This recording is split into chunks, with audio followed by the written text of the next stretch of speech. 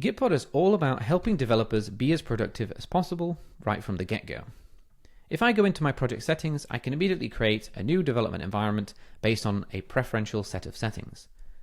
But what if I want to change the different performance profile that my developers have access to? What if I want to enable them with GPUs? What if I want to disable local development support? Or what if I want to just fine-tune and tweak the different performance profiles of the development environment? That's exactly what we'll go through in this video today. First thing to understand is that the organizational settings, we have the idea of runners. Inside a runner, we can basically enable or disable local desktop support for Gitpod Desktop, or we can have any manner of different self-hosted runners. Self-hosted runners are typically deployed into a cloud region. These can be optimized for security, latency, or data governance. You can have any number of runners dependent on your organizational needs. Inside of the runner is what controls the environment classes.